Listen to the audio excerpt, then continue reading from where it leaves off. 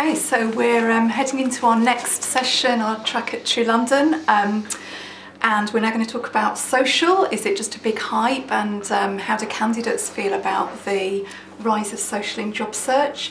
Mervyn Dinnen, recruitment expert and digital guru, is going to lead this track, so no pressure. Over to you. Yes and no. Right, and the next topic? No.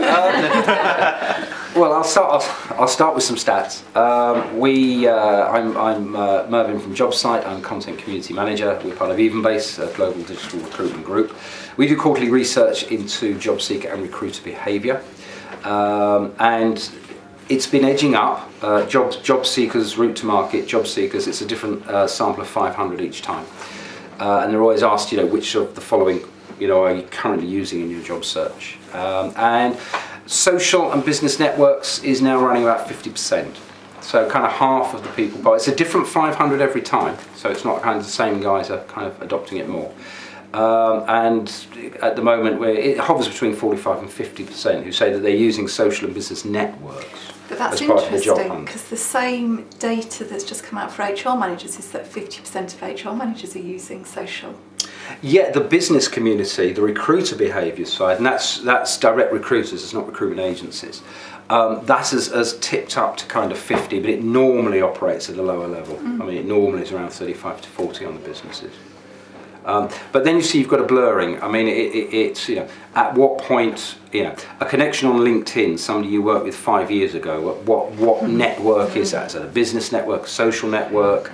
I kind of initially met Laurie and Steve through Twitter, but kind of if one of them got me a job and said, "How did you get it?" I'd say a friend, personal contact, because that's what they are now. So I think there's a definition side as well, and because of the way that social networking and LinkedIn and such, the lines are blurred anyway, because it's actually probably a multitude, multiple, a number of reasons why you can't always track it back to one example. But I think it may be the opportunity, the fact that it's brought them into another space that then has created the job opportunity. That in a sense, that's probably where there's kind of like difficult to read data like that sometimes and actually interpret it. For recruiters, LinkedIn is a social network, but we both go to digital marketing conferences. They don't call LinkedIn social media because they don't social. Yeah, they don't. It's not. It's just a business. How would they classify it? It's just a business networking site, but when they're advising clients on kind of brand marketing campaigns, they're looking at Twitter, they're looking at Facebook, Pinterest, Google+. They're not looking at LinkedIn, because that's very much a person-to-person. That's a recruitment thing. Maybe from a business-to-business perspective, they might put something in around the do we know somebody in that business that might know this? But I mean, it's purely for contacts as opposed to anything else. So in America, there's one definitive piece of research that's published every year, and it's called the Source of Hire Report. And it's published by this man by the name of Jerry Crispin, and he's actually looking at where people are hired from, doing the deep analytical research.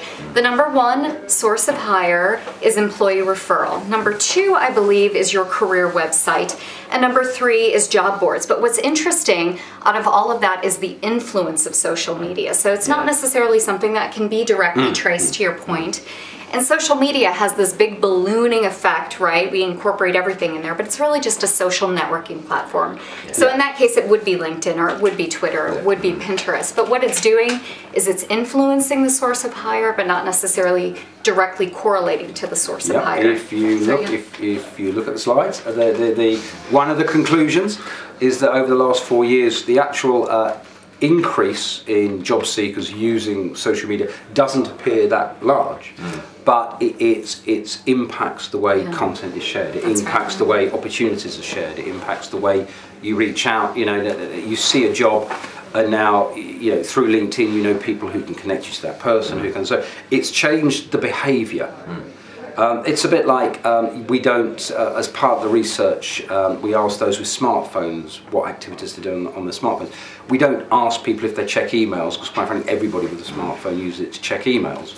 So a lot of job seekers use email job alerts to let them know when there's a new job. So that doesn't really get picked up in research, because somebody might say, well, the job hunting I do on my phone is I search for jobs on a job board. But actually, if it's opening job alert emails, then everybody does it. But so I just went through a job change in the past 3 months, and the first place I went to was Twitter. Not looking for a job, but looking for what could I do? What fits what I'm looking to do? So I was looking on Twitter, LinkedIn, looking at other people's CVs of how do they progress through their career. Places I wanted to be in 5 years, 10 years. What was their progression? And there were a few people that were very similar to starting in support, went into product and sales and things like that. And now they're VP level of companies. So it's I started looking for that, and then I started looking for those job titles and events that were going on. How can I meet real people and start building a real life network as well as an online network? But the first place I went to was Twitter, and then I found Silicon Milk Roundabout over in Shoreditch, and from there was able to get my current job. So knowing that I started with Twitter and that it led directly to that, I would say yes, social media maybe not directly got me this position, but heavily influenced. Yeah. But it's a signpost. It's a signposting exercise. Like 15 years ago, we look at a local newspaper to find out where the job fairs were, when the job. So we didn't have the internet. We had little access to it, and we would look for those kind of things. And you'd have to consistent. Now you can do it fast. Why wouldn't any job seeker do the same thing? I question whether there's a lot of people who are that intuitive and that smart. Like as you were, to think about how I could genuinely research through social media rather than, because I still think the average social media user is not an intelligent researcher of social media. But also smartphone devices differ greatly. So one smartphone may have a screen like this, and somebody else may have an iPad. So it's a wonderful Galaxy device. It's amazing how cruddy information looks on some of these devices. So for me, if I have this tiny iPhone, and P.S. my eyes are fading because I'm getting a little bit older, I wouldn't necessarily be so inclined. And so what we're seeing in America is a heavy use of public libraries and public computers being used. So people going into the library and using those. That's an interesting social behaviour. Yeah. It is. Driving, because I don't think we've seen that in the UK. So my sister-in-law is a librarian and actually gives out quite a bit of advice on job boards and sites to visit, because she sees people coming in to use a bigger screen to actually follow up on some of the initiatives. So that's a shift then. So libraries becoming job advisory centres. And librarians becoming research scientists. It's a very, you see what it is in America. They can't buy supersized Diet Cokes anymore, so they supersized screens. But everywhere else. But it's true, librarians are becoming in a lot of ways sourcers, social scientists. So the way our libraries are structured in America, people can call in and ask questions. So a lot of people use that for job Digital resources. librarian, I'm adding that to my list. Yeah, that's a social job, isn't it, as well? But I agree with your point, because for me now, if I want to search something, I'll go to Twitter, because it's that real-time information. So it's like if you want statistics and you Google it, sometimes, this happened to me yesterday, you pull up something that's 2010 and it's kind of like, well, if I'm talking about mobile today in a track, I don't want to talk about statistics in 2010. No, it's changed. I talk about something that's tweeted today.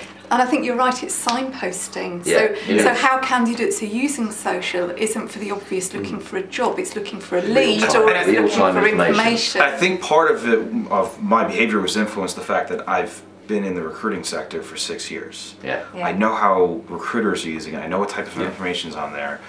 All right, so True, there's going to be a hashtag for that. There's people at True I should network with, and what are they doing? How are they doing things? So I started following hashtags and doing this and that. And so I think part of it is an education piece of this is what you can do. Because so many people think of Twitter as, I had a really crappy cereal for breakfast, right? And that's not what it is. There are people doing that, but ignore them. Or a broadcast medium as well, rather than an engagement. But doesn't it have to, in a sense, it has to be like that, because we're talking about pretty much active candidates right now, but we're also, a lot of us are always a passive candidate, so we're engaging on social media for that purpose. So don't we almost have to have it as that kind of medium, and use it for networking purposes, but also appreciate that. You need the cornflake eaters. You need the people who. They're part of a network of people. But there's so many people that think that it's just that. But Twitter is actually out there educating people right now. So one of the things Twitter has done is partnered with Mashable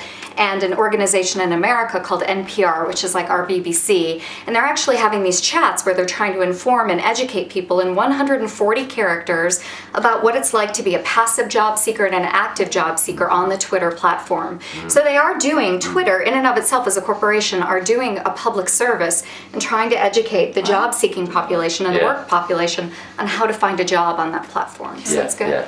Because we were saying that, we were leading a track yesterday around networking, and it's the same kind of thing that what we're saying now for graduates and school leavers, kind of how to use social media in your job search is an essential life skill. That's right. Isn't it? That's right. It's becoming that. This isn't just a, however many years ago we'd have been talking about, is social media necessary? But it's also becoming a professional skill as well. I mean, and I'm pleased to see that. Actually, I realised that one of the recruitment people from Future Publishing in Bath were an example of a company who are saying we want to hire people who are socially able in all the roles that incorporate any kind of consumer or supplier relationship interaction, because that's how the future of communication is going to be led. If they're already there with people who are savvy, they'll move faster. Well, at the HR Excellence Awards in January, distinction recruitment went to Bromford, a social housing group in the West Midlands of 1,000 people who got a love cake Twitter campaign won them the award.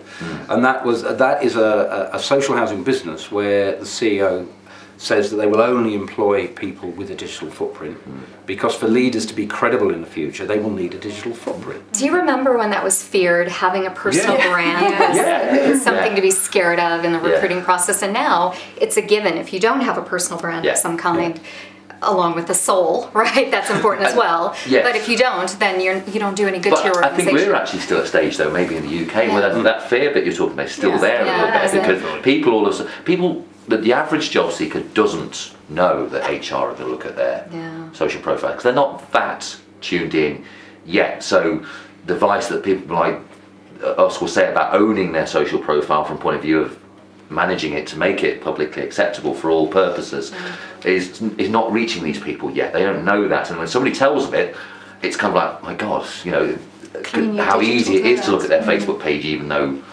it's not a I mean, people use sites, when we keep talking about Twitter, because that's I suppose the most obvious one, and kind of Twitter's the platform that kind of created truLondon effectively 3.5 years ago. And as part of my job, I have to monitor and listen to what people say, particularly when we've got adverts running on TV. And it's very easy to be in an environment like this where we're all using it professionally. It's all about connect, engage, share, learn, meet other people, like-minded people, share information. That there is a whole group of people out there who are on Twitter. They're in the 18 to 25 age group. Their bios are things like, I'm a professional nutter, don't follow me. They have 20 followers, all of whom are friends, and they follow like 500 celebrities, brands, and all they do is hurl abuse at them. And they do it to make their followers laugh. People use it in different ways. So there are people in that bracket who probably don't have a clue that within a few seconds on Google, somebody can link them to that Twitter bio. And I think Google's where it starts, because I know we're talking about social media platforms, but this is the Google generation. If they want an answer to something, they go to Google.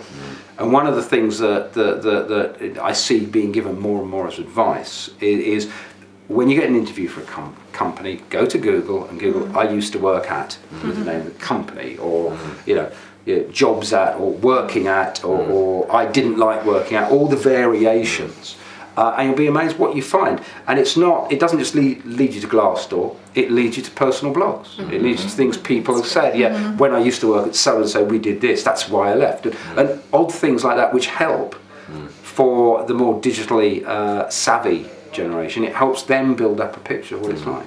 What do you think about giving advice to kind of young generation people coming out of work that have had one Twitter account that is very personal, and setting up a second Twitter account, let's say, I'm going back to Twitter again, but that is very much designed to build that kind of professional persona? So the founder of Google, one of them, has been on record saying that everybody should be able to change their name at the age of 18 to get rid of that digital footprint or everything that's out there. And I think there's something to be said for that, because many of us, we operate with different veils, different masks. And to your earlier points, some HR professionals, recruitment professionals aren't very sophisticated, so it's good to build up good Google juice under a professional name and a professional brand, and try to hide some of that activity. I know if anybody saw some of my digital activity with my cats, they would think, what kind of crazy lady is this, right? But, you know, that's but you are your brand. Yeah, but I have a different career path. If I were an accountant, it would be a different story. But I would encourage people, because, I mean, I suppose there is a depends, and there's always going to be a depends kind of part, but if we're going in if we're asking for people, if businesses are going to social media sites to learn about these people, then they're using social media themselves and will understand the platform in which... But they're liars, and they're trying to manage and mitigate their risk as well, oftentimes. Well, they are. Yeah. But so you can't blame somebody for having a real... life.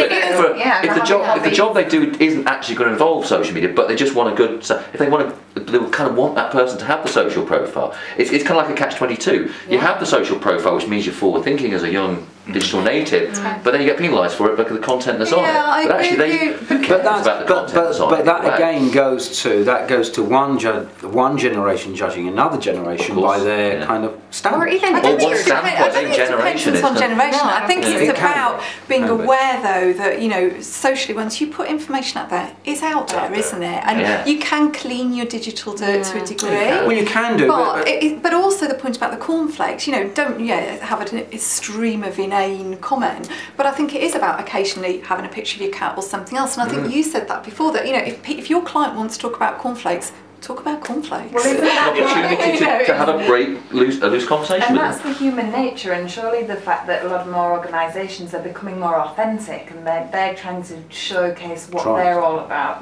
Trying to, I think. I would love to believe that to be true. I would love it, but I don't think a lot are attempting to do it, but do they not expect the same thing from a candidate perspective then? You know, that we're human beings, like you said, you like your cats. You know, I might be talking about a film, you might be talking about a book you've read, and that's who we are, you know. And if we're going to fit into an organisation, then we surely don't want to pretend to be somebody that we're not. No, and I tell you maybe I'm naive and I'm living in risk management. So when a recruiter hires somebody, they do a specific amount of maths, right? And so they figure out, is this person good? Can they fill the job? Will they be here for more than 18 months? Do they have the qualifications? Will they sue us? And P.S., have they ever done anything risky on social media? And that is intangible right now. And I think as someone like Steve or Merv educates the population, HR will be more informed when they're doing that calculation. But right now, there's some HR professionals who think even a picture of you holding a beer in your hand might be too risky, whereas others say at some point a US president will be on Facebook doing a keg stand. That's in our future, right? Exactly. I'm going through a recruitment process for a big social media brand at the moment who are expanding the UK, and a lot of the roles are graduate plus 6 months, let's say, roles. And it's been quite eye-opening to see the applications that come through from this, because these are people who want to work in social media, to work in a social media research role, and therefore the fact they're on Twitter is kind of a minimum expectation, really. They're kind of there and in it, but amazingly how many people aren't. But those that are, I would say not one of the, I'm trying to think of maybe how many CVs I went through for this. I'm probably talking like 70 CVs that I had over when I was looking at them over on Monday. I don't think one of those CVs was set up, the Twitter bios was set up in a way, because obviously I linked to the Twitter bio to see if there was set up in a way that says I'm a job seeker, or I'm not one of them. Or they all clearly were. Some of them were in jobs, but the majority of them weren't in jobs. They were doing kind of internships and things like that, which is the ideal entry point for this role. But none of them were set up. We're using it as a platform. No, even though they were applying for social media. No, I didn't let that affect my decision in the process because it's a junior role. But it astonished me that, again, from a point of view of where the education comes in for these people, if they are going down the route of going, right, this is my chosen career, therefore I need to be seen to be a native in this area, I need to seem to be automatically adaptable to this area, but their tweets are a combination of kind of fairly lurid kind of football banter or dodgy pictures or whatever. And look, I know you've been talking about tweets. The bio. at the top. Yeah. So what would you like in a bio? I think that would be. It's not necessarily what I'd like. I was surprised. I would like for people to Or people that put no position bio. themselves. There's 160 characters in the bio. So you got that's quite a lot of letters. Like a lot of letters. And you can put who you are and what you are. That's a if you see what I mean, test at the of same character in time. itself, isn't it? 140 So characters. you can say, if I can get that I'm a recruiter and a couple of other things, blah blah, and a Forest fan and a dad of 2 or whatever. In my 160 characters, somebody with a lot less of a story to tell in a sense, which is often how these kind of things work, can still put character, a bit of personal about themselves, and then kind of like wanting to move into marketing, aiming to move into shows. Your next great social media hire, that kind of thing, basically. That just sort of says, by the way, if you find me, I'm looking for you. I'm looking out for you. And this is why it is generational, because they won't. It's not that they're not educated. It is they've grown up. They know nothing else.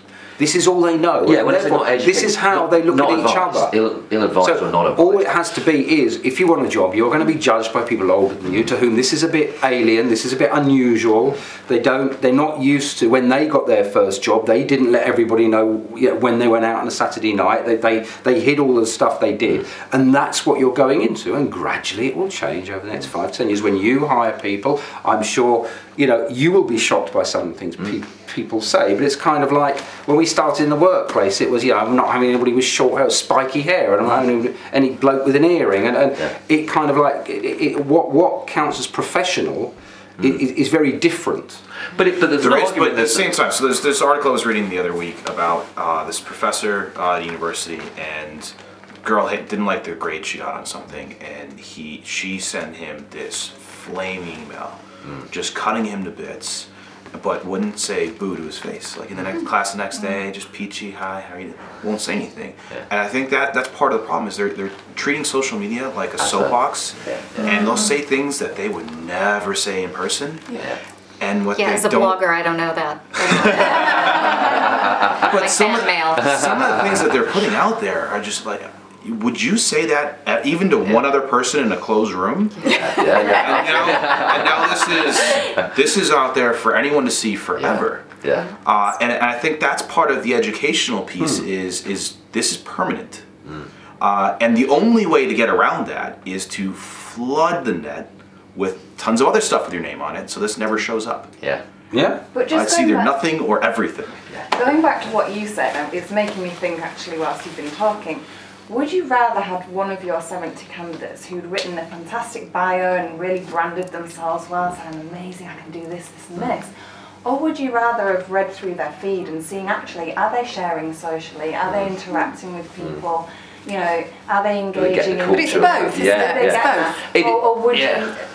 It's again bringing another example to mind, LinkedIn, a classic example. If you search for social media guru on LinkedIn, in the top 10 posts that you'll get, you'll probably find people who are that good at personal branding in the fact that they've filled their profiles full of keywords, but they're not actually doing the job. Is it about digging a bit deeper than... Well, it's always about digging a bit deeper, isn't it? Because we can only take these points as a reference point, or and it's there was something mentioned yesterday, there was something online that was mentioned yesterday, I can't remember what the discussion was. Oh, it was on Facebook, I think, about cloud scores. And an advert. About an advert. There was, we go.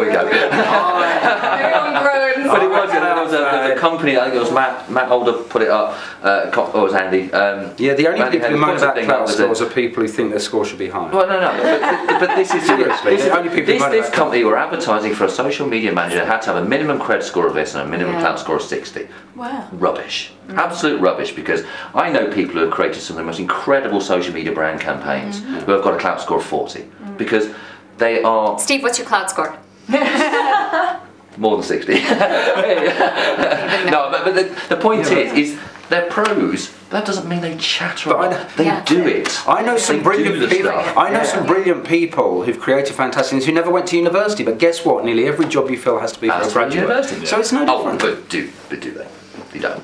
No, but that's what they say. It's a criteria. It's a criteria. It's kind of it's a selection criteria. It's a filtering criteria. It's one of the options. It's interesting that we're saying about looking into a profile, because the it's 3 years ago it must be. There was a heavy. There used to be these blog talk radio shows going on all the time. Only Steve's is left now. Actually, HR Happy Hour.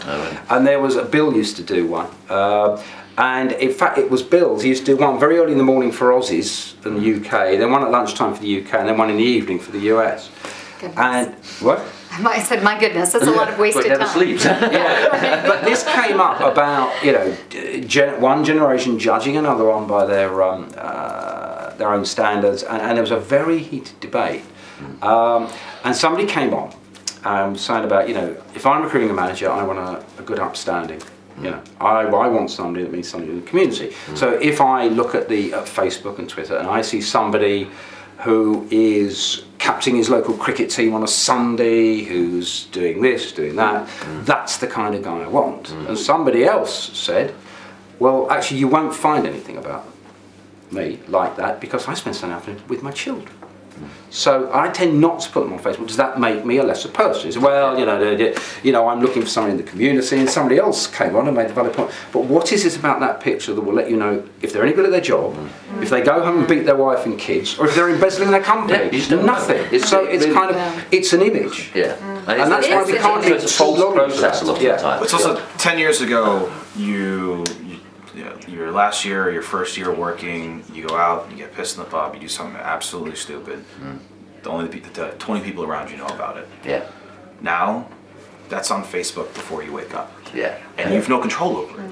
Yeah. And it's, you know, I don't know what the fix is for that, because also if it's on Twitter, then you have even less control over it. But then you see but it's tied to you. Yes, I know. But It's that's tied like to who your real brands. friends are as well, isn't it? Not just who you're on. Yeah, but it's tied to brands as well. It's the same as, you know, what we preach to brands. You know, your brand isn't what you say it is. It's what your customers say it is. It's what your clients say it is. It's kind of, you know, Amazon, you know, the HMV thing. How do I shut down Twitter? You can't. You know, and the Amazon thing last weekend with the T-shirts, it's kind of like nobody from Amazon. It's just like, well, if we ignore it, it'll go away, because it doesn't, because it picks up momentum. So again, it's no different to that. This is what we tell brands. And they just either bury their head in the sand or then hire a load of content community managers with big clout scores who don't know what they're doing. But you recruit who don't know what they're doing. Never look at their clout score. In fact, was it you that was pitching Amazon online on Saturday? You need some community managers. I'm sorry if anyone from Amazon's watching. But do you think, coming back to how candidates use social for job search, that there are different? I mean, you know, obviously there are different generational areas. We get that because clearly Gen Ys are digital natives. So you know, it's like the 2-year-old, isn't it, trying to flick through a magazine or whatever. So we understand that. What about different sectors in terms of job search? Because I was talking to somebody yesterday about scientists, and I thought that's quite interesting, because scientists are quite collaborative in biotech companies, for example. But I think there's a perception, you know, accountants, for example. Obviously marketeers, recruitment people, social media, we would hope would use social media naturally. They have to, it's part of your job. But what about some of these other professions or job roles? Do you think that, I don't know whether your data shows that, Mervyn, whether there are certain areas that social media yet hasn't had an impact? No, I mean, we don't dig that deeply into the research. I mean, it's just general job seekers. I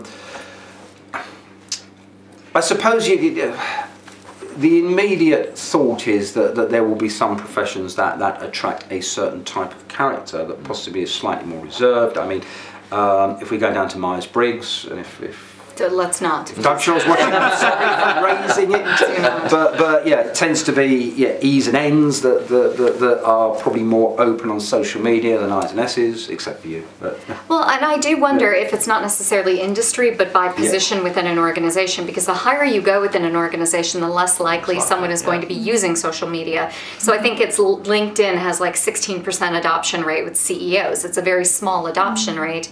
Directors, managers, that level may be on LinkedIn, and they may be on there more frequently than Facebook, right? Because it's a professional network. So I think it's probably by level within an organization, and maybe also by the validity and the credibility of the social networking platform. But if you look at it by level as well, isn't that just the pyramid effect? It is. The fact that you've got fewer people there anyway. But it's 16%. It's a percentage of a population, not necessarily, it's apples to apples when you're looking at the maths that way. So it's 16% of CEOs versus, 40% of maybe 15% of LinkedIn Right, on seats. Okay, cool. Yeah, I I think back to what you were saying with the scientists, and they're very collaborative and they're on forums. And Yeah, absolutely. Absolutely. So I mean that's kind of a social media. It's Yeah, much yeah. older and it's not included in social but media. a different social media. So they This won't is the point I was about to necessarily make be on about LinkedIn. social media shouldn't have to just be about these Yeah. 4 or 5 platforms. No. Yeah. It's about how those, go back to Where to signposting find again, them. it's kind of like those social platforms often direct you to a place in a building where 100 people meet and hear a couple of genius people talk about some stuff and they'll share beers afterwards. But I've actually That's hired social media. scientists, and scientists Yeah. are hired through efforts on niche job boards. They're hired through adverts in their trade publications and also through alumni associations. That's how you Right, hire okay, yeah. Yeah. chemists, chemical engineers. So I think at some of these specialized, when you're in the STEM field, you go into specific narrow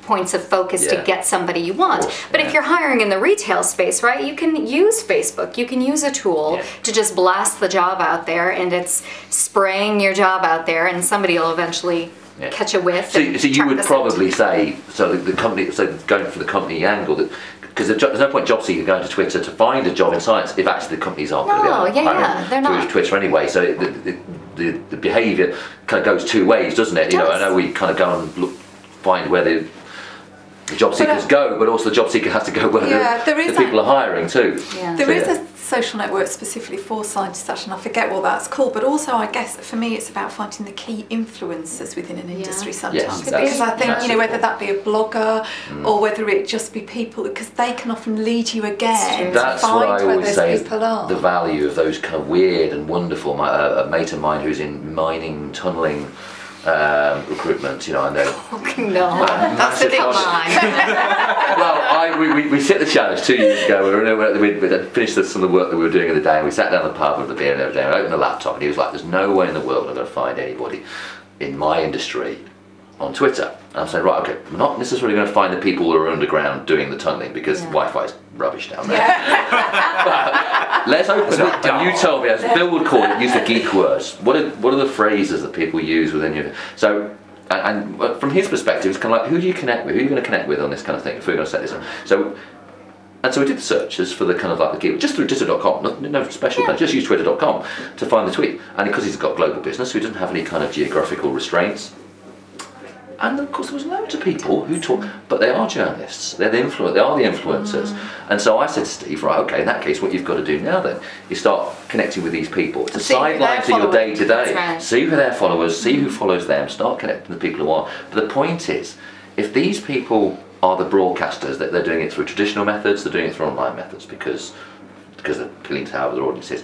If they know you as the most proactive, socially integrated recruiter within the network, because you share stuff with them, you contact stuff with them, then that puts you on a plateau that makes, and one day one of those guys might just say or refer you or when retweet. somebody says, where the hell do we find these miners or whatever, who do they think of first? Well, that guy who comments on our blogs and writes them. So there are ways of finding influence. Now I think job seekers can use that exactly in the same way as well. And I've seen great examples obviously in our kind of social media industry where there's lots of influencers because it's a very wide kind of network. I think the credit to 1% is a heck of a lot of people. LinkedIn's top 5% is still a whole lot of but job seekers can use it the same way if they're smart enough, and I've seen people do it who tap into who the most influential people are within the industry, who writes the most prominent blogs, who kind of talks most on it, where do they go, stalk them generally for a little bit, seen some good job seeker stalking, and be in the same places and become friendly, familiar with these kind of people, and it catapulted their credibility as a job seeker because they used influence as well, and that's I'm a living example of this, by the way, in the human resources community. If I charge 10% of everybody who got a job through someone I knew, it's a recruitment firm, it's a business for me, and we were talking about this. I think, especially within the HR industry, there's 5, 6, maybe 10 people stateside who are the infrastructure, and they're the hubs, and we spoke out in a lot of different ways. And I know myself, my good friend Alexandra Levitt, who's here, Jennifer McClure, we're constantly putting together really talented HR job seekers with really great SVPs and chief HR officers, and I swear to you, even if I had a nickel from every person who was hired through one of my connections, I'd buy drinks tonight. So there is something out there for social influencers Laurie to think about. Instead, you'll buy me a drink. All I heard was she's buying drinks. Edit your stuff out. It's quite fun. I like having that, and it makes Twitter fun for me, so I'm happy to do that. Yeah, well, exactly. And that's it, and that is where a lot of the talk around social media, making a big noise and everything, it goes back to that return on irrelevancy.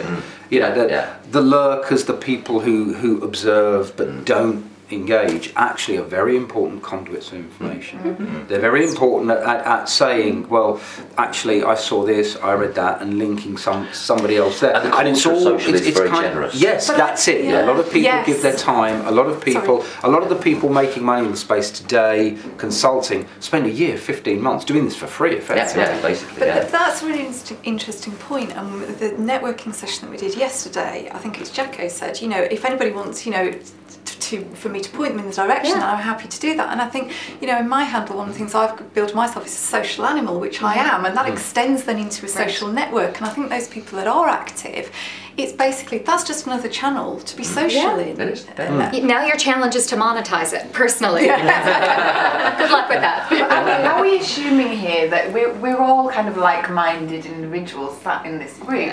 And are we really assuming that, for example, these graduates who are just starting out, and they might be working in finance, they might be working in logistics, operations, wherever they are they educated, and are they going to do this? I mean, are we just assuming? They've grown up.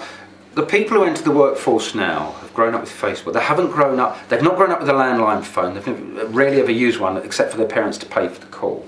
They start off on mobile, pay as you go, so they don't really talk to people. They message people. Everything they organise socially pretty much is done through Facebook. My son's 18. He's got a couple of friends who won't use Facebook. So they want to be different. But obviously that relies on the guys who are using Facebook to let them know. Oh, by the way, we're all going to the pictures tomorrow. We're all going to the movies tomorrow.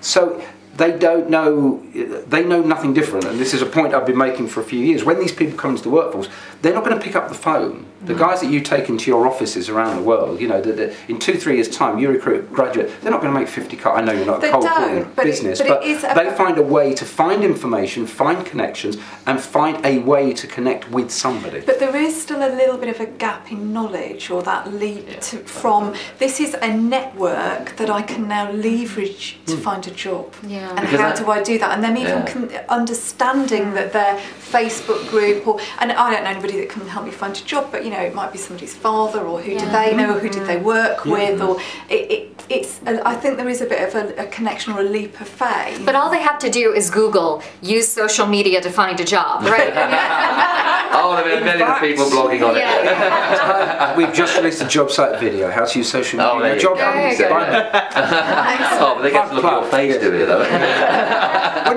no, they can switch. They can just listen to the sound and blank out the screen. No, I think there's. I don't know where. Because of what I see, yes, they're socially active. They operate. Their behaviours are different as people. But I think still the methods, they're reactive with their methods. I think they react to what they're given, the methods that they're given. This is what I'm seeing. But how is that different? I'm talking about the most. Because I recruit social media driven people, so I'm talking about the people who really should be reading about this stuff and kind of should be the most smart. Maybe they still generally not yet got that smart commercial approach to work, just because. But who is there to advise them genuinely? Who is there? Apart from Mervyn's video.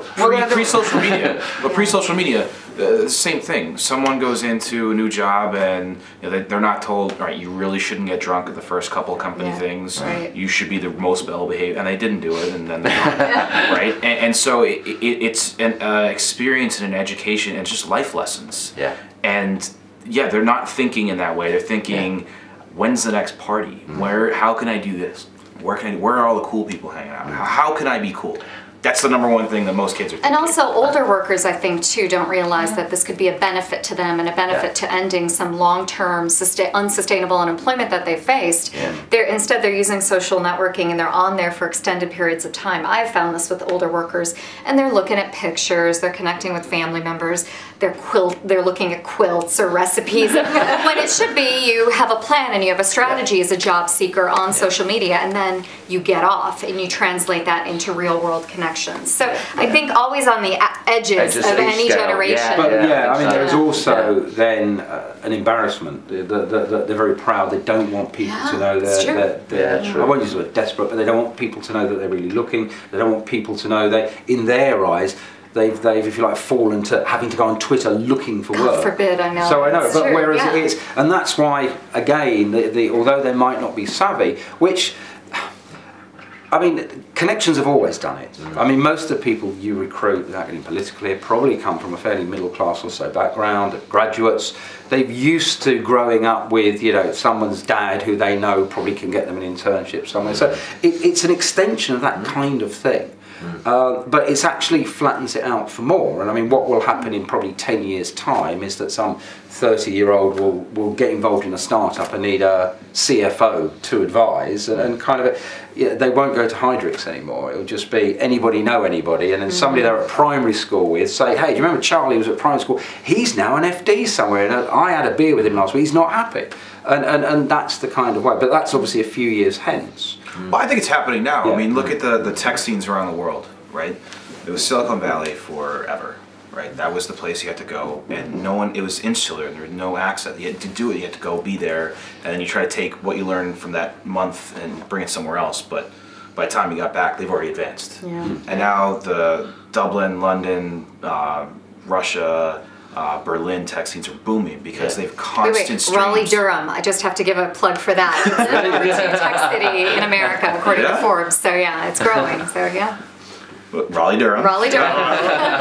But you're North Carolina. North Carolina. You're constantly connected. You're constantly having. You can. There's like the hangouts we're doing right here. That's happening over there. You find the hashtag of the specific event that's going on from a pitch. You know, people pitching. And we're like, oh, these are the best companies. You go look at them, see what they're doing. You get ideas about what they're doing, and you change. So it's, and obviously tech people are going to be early adopters on everything, but it's happening already. It allows you, before the only way to get into those circles were to physically go. And now you can virtually do it. Yes. I'd still say there's an extension, the face-to-face thing, but I mean, I guess it can be. But it gets you in the door. Yeah, absolutely. Yeah, I think because I think the people who, I mean, I look at how this industry has developed as somebody who's worked in the social industry in London for the last kind of 3.5 years now, and how I've seen it develop in that time, is that the people who've progressed and gained the exposure and the opportunities, and the people who've gone off the backside from behind their laptop and went and did something about stuff, and went to listen and went to learn and gleaned information, because every excuse to have a beer has some information to go with it. So you either went for the beer or the information, but I get the impression the form was probably most of it, but you learn along the way of getting beer. Brilliant. But that culture grew up. Merv and I are active on that scene now of kind of having lots of beer with some information. No. Slightly less beer than last year. But the point is, it's kind of that's how I gain visibility. It's how people within the industry have gained visibility for whatever kind of area, just by making an effort, and people appreciate networking effort. And that's why I think the same thing applies to job seekers. And so they've got job seekers who got themselves off their laptop and went and integrated and got involved in their market. Now this can happen in any market. It doesn't have to be a social media market. But everybody's got a networking scene. Every industry's got an events calendar and all that kind of stuff. These are people who go and get involved and shake hands with people and say hello to people and spread the word that they're looking for a job. One of the interesting things that going back to the quarterly research, one of the things with job seekers that is over the last year, 18 months, grown in popularity are career fairs. Oh, really? to actually go and physically, rather than just do the research Everything online, old is new to actually again. go That's right. and meet people and talk to Take them. clothes as well. Yeah, that's right. Career fairs, huh? Right. I love it. So we've learned that career fairs and libraries are the way to go. The 90s We're back in 1992 again. Remember, write your CV out in your best handwriting, put it in an envelope, post it. Well, some really interesting debate. I think we could probably keep going for another hour on this, but we're going to have to stop. But perhaps we could just very quickly go around and say, well, you know, if we were trying to advise candidates in terms of the best way to use social media, or... Yeah, sure. I mean, basically, kind of the theme I've been saying the whole time, and exactly what I just went through 3 months ago, is it is a directory. Signpost is a great term as well, as for everything. And even there's a lot. I hear a lot, especially my little sister's, you know, around to graduate right now, and all of her friends are saying, you know, I don't know what I want to do this. Go on there, read through things. Where do you want to be in 10 years? See what people have got them to that point. There's so many new jobs out there that didn't exist a year ago. Like community manager is a big one that's showing up. Like how to keep people involved in doing things. What are you good at and how can you apply it? And then go search social media and go to events. Absolutely, you have to go. So my advice to job seekers is that if you want to go out and learn how to use social media and you want to follow people and you want to lurk, don't do it under your own name. So when you create a profile, use a fake name, use a nickname, a made-up name, call yourself Mickey Mouse 1942 or whatever, but just try to obscure who you are. It gives you an opportunity to just be anonymous and learn, and you can make mistakes and nobody knows. Social media is a good... No, that's in the video. Here we go. Yeah, number one, it's research. So you can use it to research an industry. No, most people know the kind of job they want to do, the kind of industry they want to work in. And social media is a great way to actually find out what's going on, follow some of the key people. Very easy using Google to search and find out who's talking about, who's blogging about specific things in fashion or digital media or whatever.